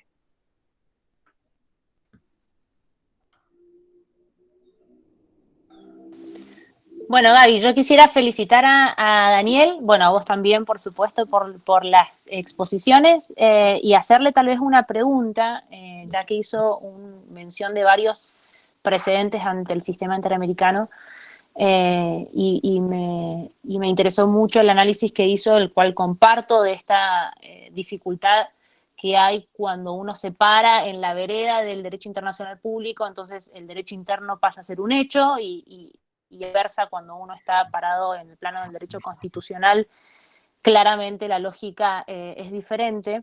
Daniel, si tenés alguna apreciación del caso Escher con Brasil, donde ahí, a mi entender, era un caso en donde la Corte Interamericana condena a Brasil y en las medidas de reparación ordena investigar y sancionar a quienes habían publicado ilegítimamente conversaciones privadas, pero básicamente la medida de reparación era investigar y sancionar, además de multas y la publicación de la sentencia y tal, que eso Brasil lo cumple.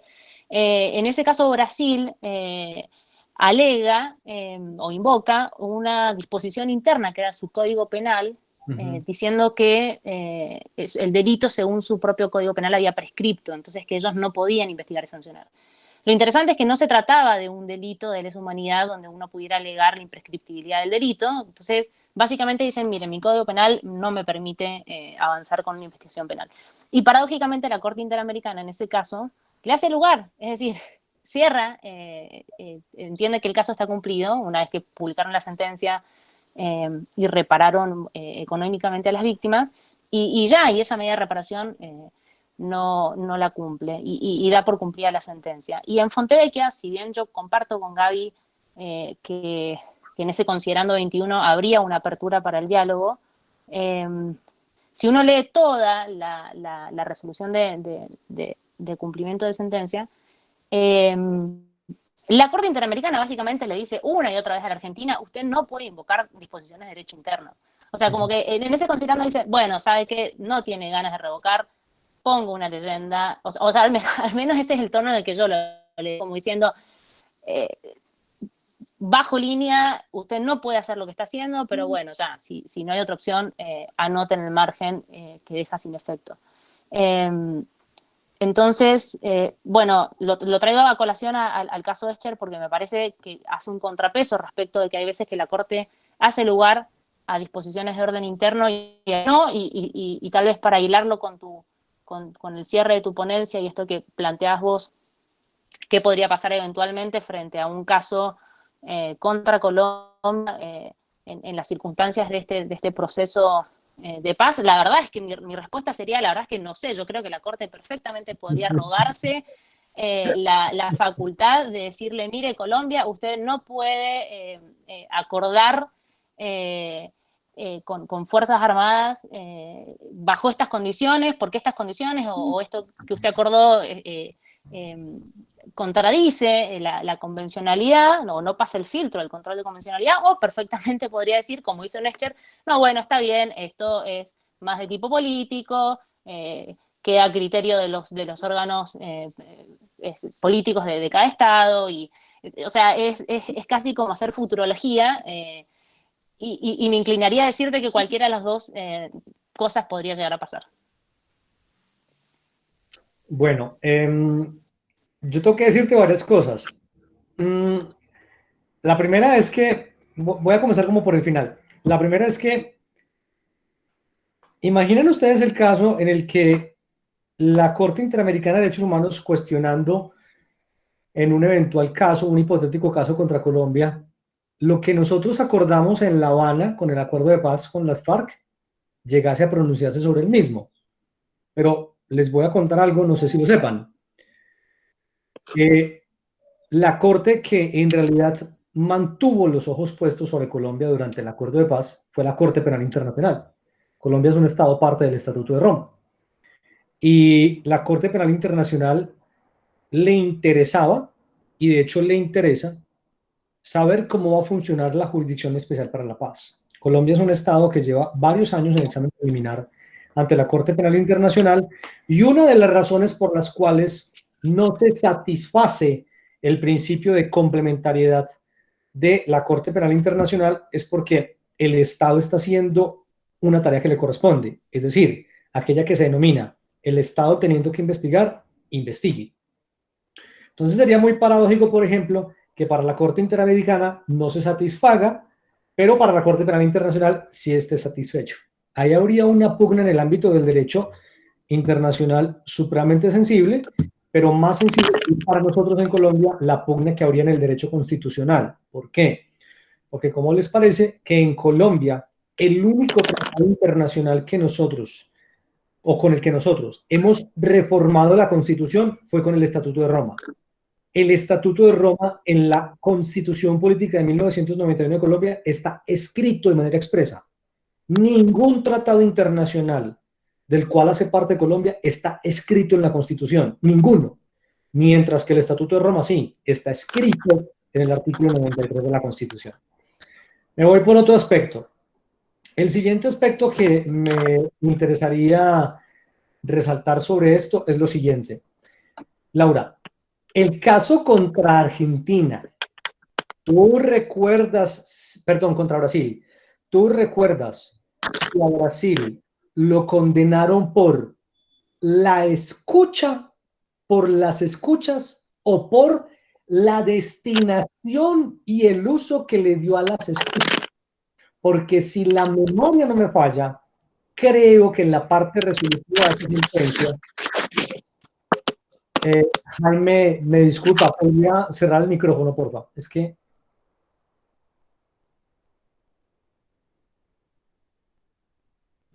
Gracias. Laura, es que si la memoria no me falla, en la parte resolutiva de esa sentencia se dice específicamente que el Estado no es responsable por la escucha, pero sí es responsable por el destino o el uso que le dio a las escuchas. Creo que eso fue lo que dijo en la sentencia.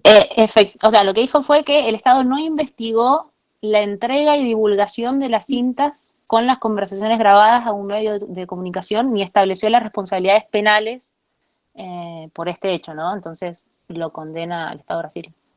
Y otra cosa que sí me parece, y además que tienes toda la razón en eso, en muchos casos, no en pocos, la Corte Interamericana de Derechos Humanos se ha salido con un argumento sencillo, si se quiere elemental o básico, para decir que está satisfecho la actuación del Estado. Y eso a mí en realidad no me satisface del todo. Les voy a contar una controversia que hay en Colombia que relaciona a la Corte Interamericana de Derechos Humanos. Nosotros hace varios años fuimos condenados por la masacre de Mapiripán. Perdón, hago un paréntesis.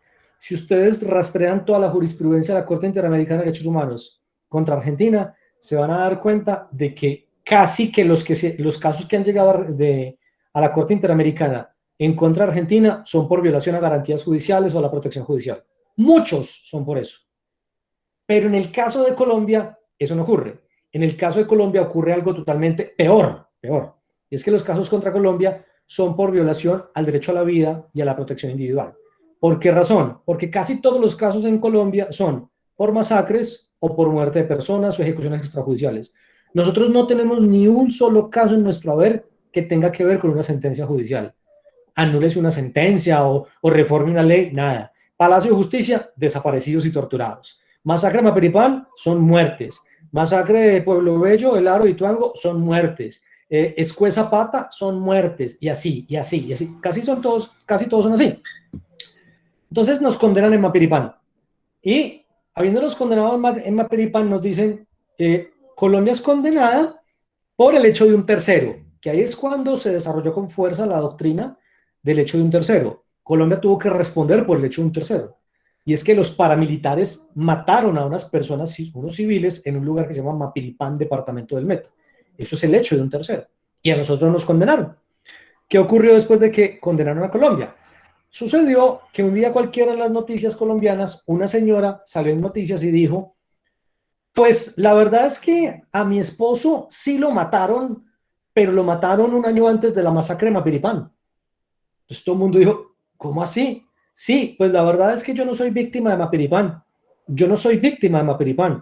Lo que pasa es que aquí a mi casa vinieron unas personas muy elegantes y me dijeron, vamos a hacer esto y esto y esto, y usted tiene que decir que su esposo lo mataron en la masacre de Mapiripán.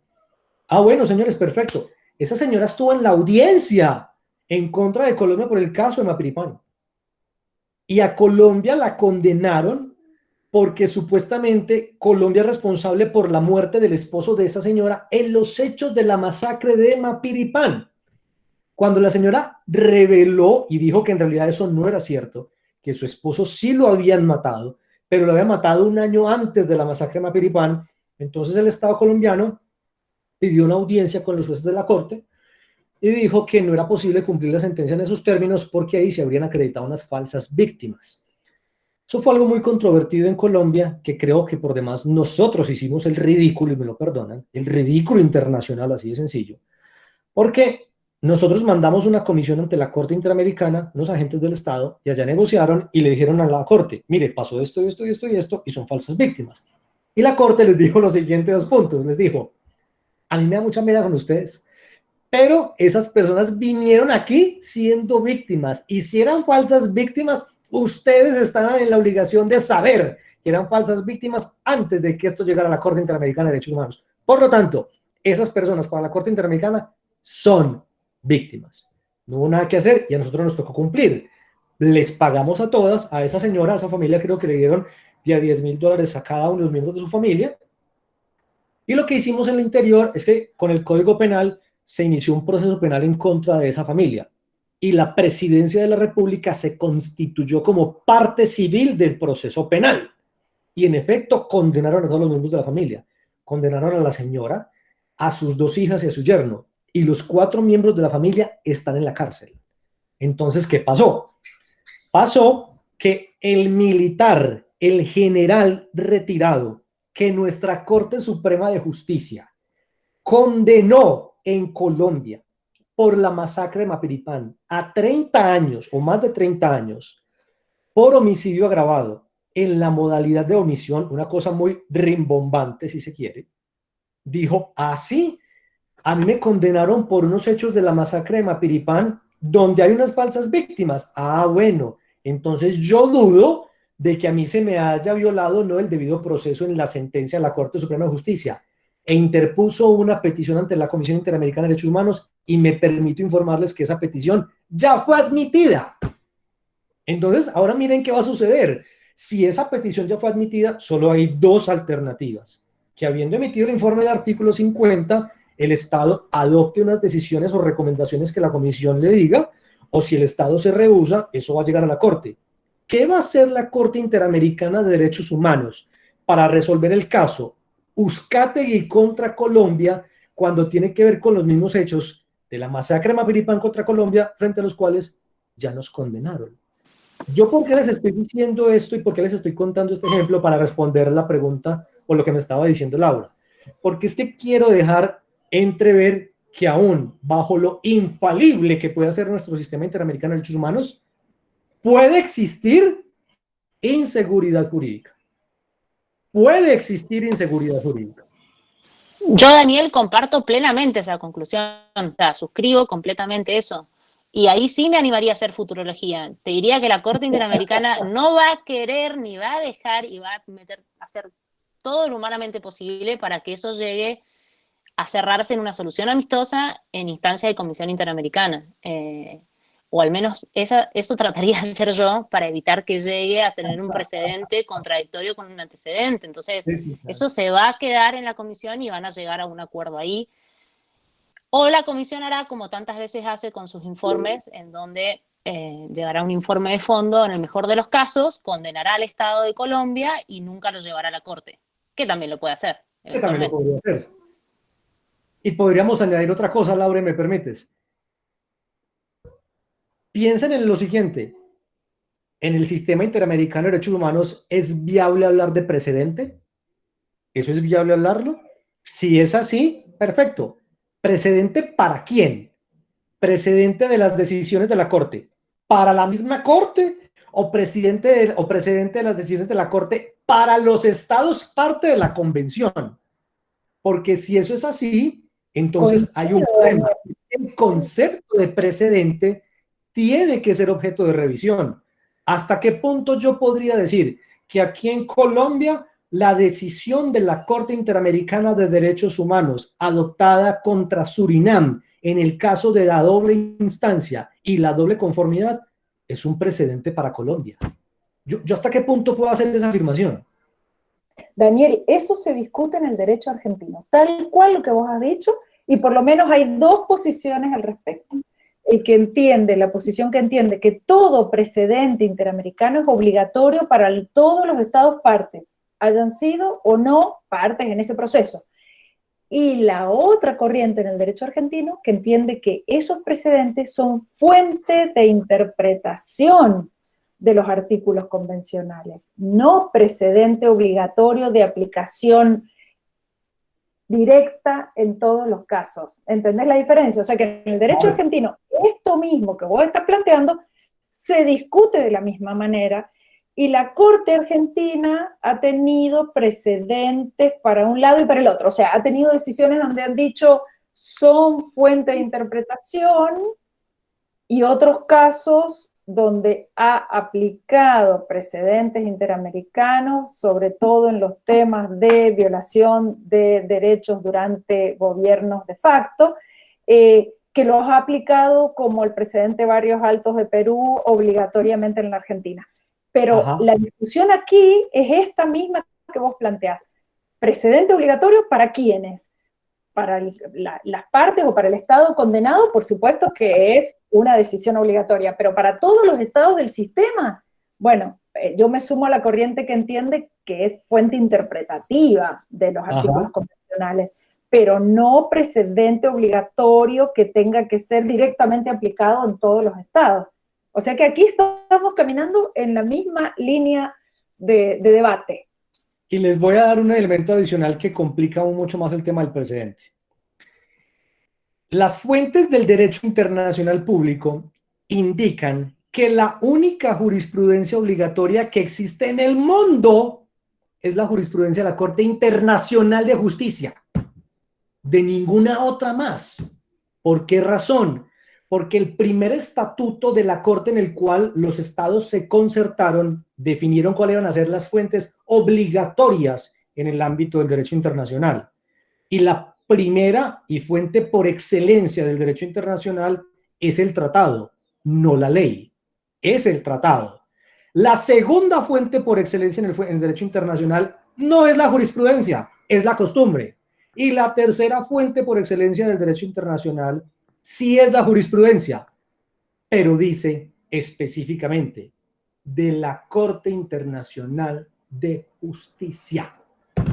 Entonces, hay un problema porque presumimos que podríamos ampliar libremente lo que conceptualmente nosotros conocemos desde el punto de vista de la teoría de las fuentes del derecho, sin ningún riesgo en el ámbito del derecho interamericano. Y honestamente, creo que eso no puede ser así. Uno no puede ir ligeramente diciendo, es que como contra Surinam se falló la doble conformidad y la doble instancia, eso es un precedente para Colombia. ¿Pero por qué razón? ¿Quién dijo eso? ¿Eso dónde está escrito? Eso es muy complicado. Aquí se planteó, te hago un comentario corto, se planteó en su momento con el caso Artavia Murillo. Sí, señora. Sí. Donde justamente se planteó esta distinción o esta divisora de aguas en relación a qué peso tenía la decisión en Artavia Murillo con Costa Rica para el caso, para la Argentina, cuando se debatía en el Congreso el tema del aborto y todas estas cuestiones. Justamente, y hacían valer, o se hace valer justamente el peso del artículo 68 de la Convención en relación con la obligación que supone para el Estado condenado, no para todo el sistema. Bueno, pero resulta interesantísimo y de mucha aplicación práctica esto que estamos debatiendo. Y tal vez me permito agregar una cosita más, y es que me parece que no tenemos la sana costumbre de analizar los fallos en clave de obiter y ratio incidente.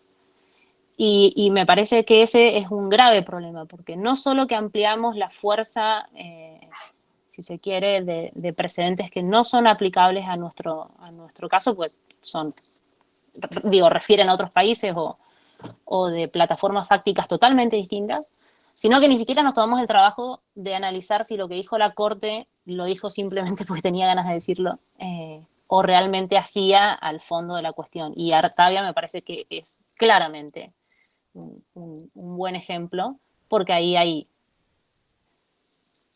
un lindo obiter, pongámoslo así. Sí.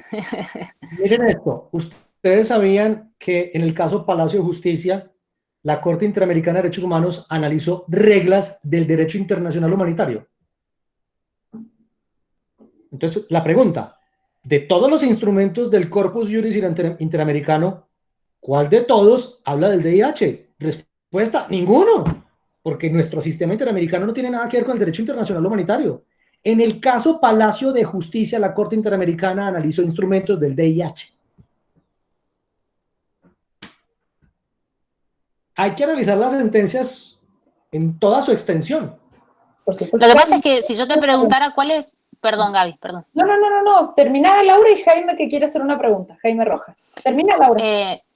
Daniel, para vos, ¿qué instrumentos, qué fuentes conforman este corpus juris? Porque esa es otra terminología muy escurridiza. Se habla del corpus juris y en definitiva corpus juris es básicamente lo que la Corte dice que es, o sea, o hay una especie de consenso internacional sobre lo que debería ser este corpus juris. Digo, tenemos sentencias que nos citan sentencias del Tribunal Africano de Derechos Humanos y de Ajá. repente eso forma parte del Corpus Juris interamericano. O sea, ¿qué es el Corpus Juris y quién lo define? O sea, Por alguna razón exótica, la cita del Tribunal Africano termina siendo Corpus Juris. Sí, por alguna razón, pues que sí, eso es verdad. Respuesta. Para mí, lo que integra el Corpus Juris, en primer lugar, es todo aquello que se integra en el sistema interamericano de derechos humanos y frente a lo cual los estados hayan consentido ser partes. Porque es que en el derecho internacional uno no puede olvidar algo. Solo en el derecho internacional se aplica el principio del ex consensu advenit vinculum, que traduce del consentimiento deviene la obligación. Eso solo se aplica en el derecho internacional. Usted a un Estado no le puede imponer la obligación de cumplir con el contenido de una convención o un tratado si el Estado no hace parte de él. Entonces, ahí hay un problema. Si yo amplío la interpretación de mi corpus juris acudiendo a fuentes que no hacen parte del sistema interamericano y me voy entonces para el sistema africano de derechos humanos para decir, abro comillas, que es mejor la interpretación sobre el derecho a la propiedad colectiva que hay en África que a la que tenemos aquí en el continente americano, entonces me traigo esa interpretación y la desarrollo aquí. No, un momentico, vamos con calma, eso no es así como tan a la ligera, eso no es así. Si ustedes, si quisiéramos verlo materializado o mejor aún personificado, me parece que una persona que pasó por la Corte Interamericana de Derechos Humanos tenía esa claridad suficiente, que es la que estoy expresando. Ese señor se llama Augusto Antonio Cansado Trindrade. Ese señor pasó por la Corte Interamericana de Derechos Humanos ya hace un par de años, ya no hace parte de la Corte, actualmente está en la Corte Internacional de Justicia. Esa lucidez, digamos, que se necesita para decir con certeza, esto sí, por estas razones, y esto no, por estas otras razones, la tiene él. Pero últimamente, en los últimos años, leemos una sentencia de la Corte Interamericana de Derechos Humanos y todos opinan que todo instrumento internacional sobre derechos humanos, sin importar cuál sea la procedencia o de dónde emanó ese instrumento, tiene que hacer parte del corpus juris interamericano. Eso no es así, eso no puede ser así. Entonces, claro, lo primero es que uno tiene que atenerse a lo que internacionalmente el Estado se obligó. Es lo primero, eso sí es una regla de oro. Hay que atenerse frente a lo cual el Estado se obligó. Lo segundo, frente a lo cual uno se atrevería a decir que hace parte del corpus juris interamericano. Entonces ahí viene una segunda respuesta, y es todo tratado internacional que haga parte del contexto o del sistema de la Organización de Estados Americanos que esté amparado o cobijado por la cláusula del ius cogens. Eso es muy importante, es demasiado importante. ¿Por qué? Porque si yo les digo que la Convención Americana sobre Derechos Humanos es un instrumento o un tratado internacional amparado por el principio del ius cogens, eso es parcialmente cierto. Eso no es cierto totalmente. La convención está dividida en obligación internacional, artículo 1, obligación internacional, artículo 2, derechos humanos, artículo 3, hasta el 23. Y del 24 para adelante, eso no tiene nada que ver con derechos. Eso es la parte orgánica del sistema y del funcionamiento. Quiere decir que cuando se terminan los derechos humanos contenidos en la convención, de ahí para adelante, eso no es ius cogens. Eso no es ius cogens. Ius cogens es desde la obligación internacional adquirida en el artículo 1 hasta el último de los derechos que están en el artículo 23. Ese mismo raciocinio o esa misma lógica es la que tenemos que utilizar en todos los instrumentos internacionales.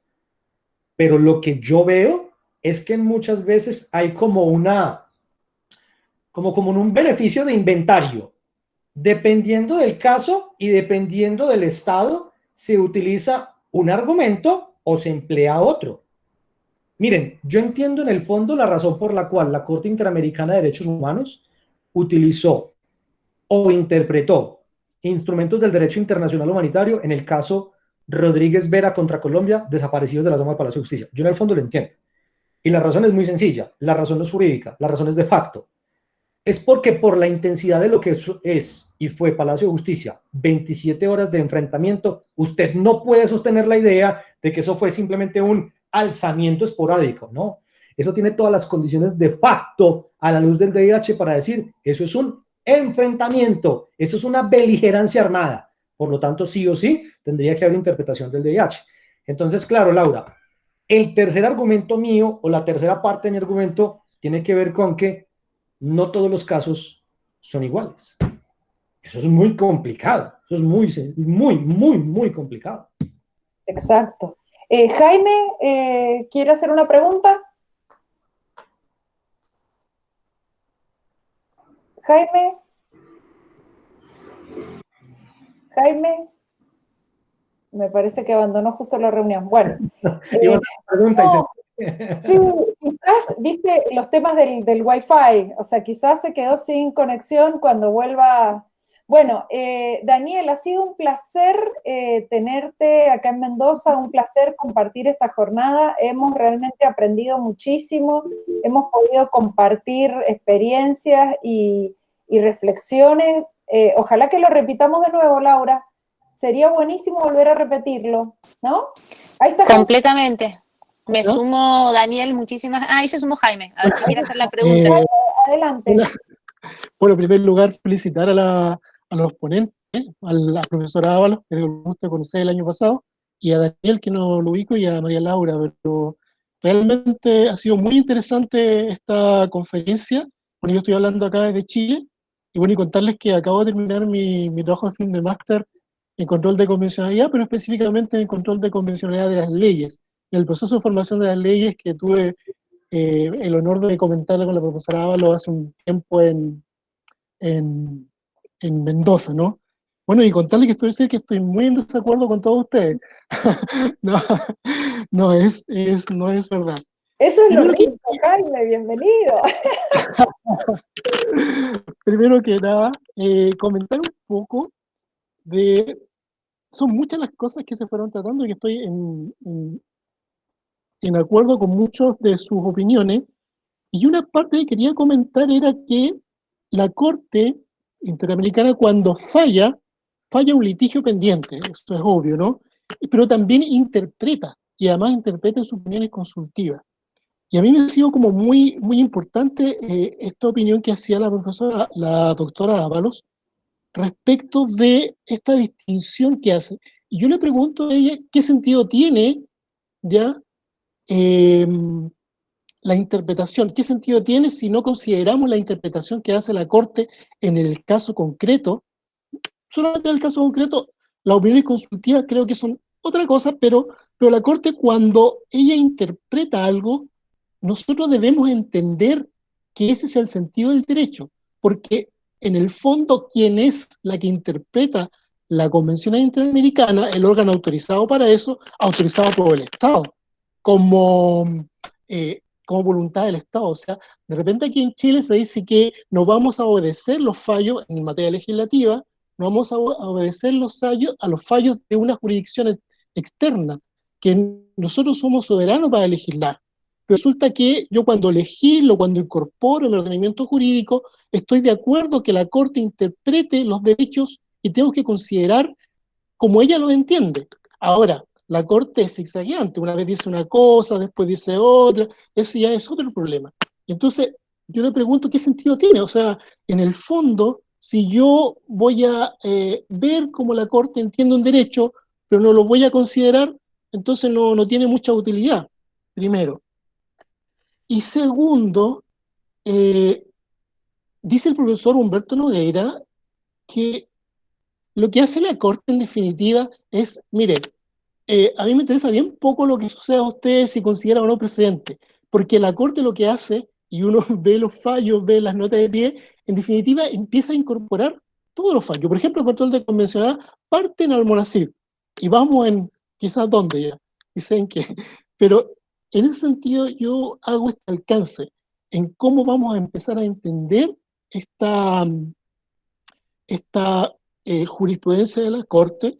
Y lo otro que quería ver era comentar al principio, que ya un poco pasó, era respecto de cuando la Corte ordena que se revoque una sentencia interna, ¿cierto? También lo hace en el caso Norin Catemán. ¿cierto? Y la Corte Suprema chilena no llega a cómo solucionar el conflicto. Pero, en el fondo, la doctora la doctora Ávalo decía que se deje una constancia, ¿cierto? Pero resulta que lo que no hizo el Estado fue proteger los derechos de estas personas, ¿cierto? Y entonces una simple constancia a mí no me sirve, porque hubo personas que fueron condenadas, ¿cierto? En el caso de Catrimán, algunas comuneros mapuches fueron condenados, sometidos a proceso y luego condenados, privados de libertad. Entonces, se violaron su derecho efectivamente. Entonces, muchas veces una anotación al margen no sirve, ¿ya? Aunque también podría ser eso considerado como una forma de reparación. No sé, estas son mis reflexiones y se las dejo a los doctores, a las doctoras y al doctor, que en definitiva obviamente están mucho más preparados para decirme que estoy muy equivocado. No, por supuesto que no. Primero, bienvenido a Mendoza también, un gusto volver a Muchas ver. gracias.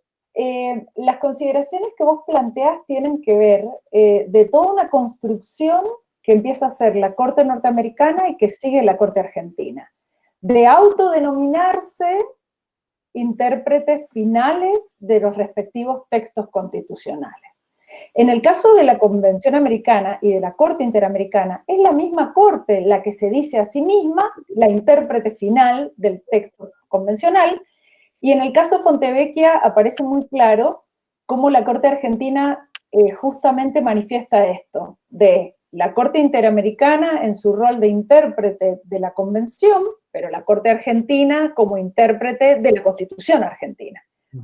El planteo en relación a la fuerza normativa que tienen las decisiones interamericanas o a la fuerza en relación a la aplicación en todos los países del sistema, en la Argentina se distingue, o la doctrina ha construido una interpretación de máxima y de mínima.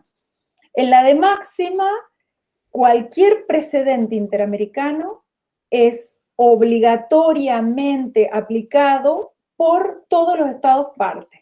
El ejemplo que planteábamos de Artavia Murillo, lo que la Corte interprete en relación con la vida, la persona y todas las otras cuestiones que, como bien decía Laura, no eran el meollo del caso que debía resolver, cualquier consideración vertida, no solo en la parte resolutiva, sino en los considerandos, en una posición extrema, tiene que ser obligatoriamente acatado por todos los estados partes del sistema interamericano. Y en la otra interpretación, lo que se plantea es que todas las decisiones interamericanas tienen que ser conocidas por todos los estados partes del sistema. Al ser conocidas, tienen que ser fuente de interpretación de los artículos convencionales y como fuente de interpretación tenidos en cuenta por los estados parte del sistema, para que los estados parte del sistema en su debate interno, ya sea vía poder legislativo, ya sea decisiones del poder ejecutivo o decisiones del poder judicial, en la lógica de división de poderes, cada estado parte del sistema, siguiendo su normativa constitucional, tenga en cuenta esos artículos interpretados y lo vuelquen conforme a su sistema constitucional interno de estructuración y construcción normativa, los tenga en cuenta como principios interpretativos. Y esto que estoy planteando en la interpretación interamericana es lo mismo que se plantea en el derecho argentino. Cualquier decisión de la Corte Suprema Argentina tiene el peso interpretativo para todos los órganos del Estado en términos de la Corte Argentina marca el alcance de tal artículo constitucional y eso tiene que servir de guía al Poder Legislativo, al Poder Ejecutivo y a los tribunales inferiores. Para los tribunales inferiores, aún más, tienen el deber de conocer el precedente y de apartarse con fundamento. Si no hay fundamento para apartarse en una causa con los mismos hechos y con identidad propia, los jueces inferiores tienen que aplicarlo, pero no en una lógica de precedente obligatorio sin el previo tratamiento en el caso puntual. Entonces, el planteo que hacemos, y que lo uno con lo último que dijiste de Fontevecchia, en Fontevecchia, que es mucho más largo, pero te lo hago resumido, los derechos en juego en función de dos periodistas, Fontevecchia y D'Amico, en lo pecuniario, el Estado argentino mostró un camino que se iba allanando, que es devolverle las condenaciones pecuniarias. Y en lo que tiene que ver con la condena civil como contenido de la reparación, la Argentina interpreta que no puede revocar esa condena civil, que sí puede, como bien la Corte Interamericana le muestra, dejar claro que esa sentencia que condena civilmente es declarada inconvencional. Entonces, no podemos generalizar que una anotación marginal a una sentencia suponga la reparación de un derecho convencional. En este caso puntual, pareciera que la interpretación argentina ha sido convalidada por la Corte Interamericana. Después, como dijo Laura, después de retar a la Argentina del considerando 1 al 20, en el 21 le dice, bueno, finalmente opte por alguna de estas salidas. Y en la resolución de marzo de este año, cierra el caso en relación a este punto, no en relación a la devolución pecuniaria, pero sí en relación a la interpretación de dejar sin efecto. ¿Se entiende, Jaime, el planteo? Daniel o Laura, si quieren agregar, por supuesto. Sí, sí, perfecto. Gracias, doctora. Muchas gracias. Daniel o Laura. Adelante. No, doctora, de mi parte no, tranquila. Bueno. Todo perfectamente entendido. ¿Alguien más quisiera agregar algo? Porque ya estamos llegando a las 2 horas. Ha sido riquísimo el encuentro. Daniel y Laura, ha sido muy, pero muy rico este encuentro. ¿Alguna consideración más? Bueno, Daniel, realmente te agradecemos muchísimo que nos hayas permitido compartir durante estas 2 horas tu experiencia y la riqueza de hablar de casos de Colombia de la mano de quien lo estudia, de quien está ahí, de quien lo vive. Muchísimas gracias por haber compartido estas 2 horas. Tanto la Cátedra de Derecho Constitucional como la Facultad de Derecho de la Universidad Nacional de Cuyo, y yo me sumo en la Universidad de Mendoza, están abiertas para recibirte cuando lo desees. Y la virtualidad nos permite, vamos a volver a hacer otro conversatorio como este, porque realmente creo que vale la pena y hemos tenido muy buena recepción. Así que vamos a seguir en contacto para volver a tenerte con nosotros acá en Mendoza. Doctora, muchísimas gracias Laura, a todos ustedes muchas gracias por su atención y por supuesto, cuando quieran programamos otro conversatorio, lo desarrollamos, no hay ningún inconveniente, cuenten conmigo irrestrictamente. Buenísimo. Laura, ¿querés decir algo para cerrar? No, nada más, Gaby, agradecerles a los dos muchísimo, Daniel, especialmente tu tiempo, coincido con Gaby, han sido 2 horas muy interesantes, en lo personal son temas que me gustan, así que el placer ha sido doble, así que te agradezco, y bueno, Gaby, ni que hablar también, y esperamos repetirlo, seguro, lo vamos a repetir. Bueno, y le vamos a pedir a Jaime de Chile que nos sume más colegas que vengan a Mendoza. Bueno, muchísimas gracias a todos, muchas gracias por acompañarnos y seguiremos haciendo estas actividades con la universidad y con los colegas de Colombia, de Chile y de otros países que se vayan sumando. Doctora, Daniel, no se puede subir el video al YouTube de la universidad para que tengan acceso. Yo, quédate tranquila, lo voy a subir y también seguramente lo vamos a compartir en Facebook. ¿Querés, Daniel, que lo compartamos? Claro que sí, claro. Así queda a disposición de todos los que estén interesados. Yo ahora terminamos y me encargo de generar eso. Ningún problema. Listo. Bueno, ha sido un placer. Muchas gracias a todos. Gracias, Daniel. Gracias Chao, a Daniel. Gracias, Muchas gracias, Gaby. Gracias Chao. por habernos acompañado. Muchísimas gracias. Gracias, hasta luego. Muchas gracias.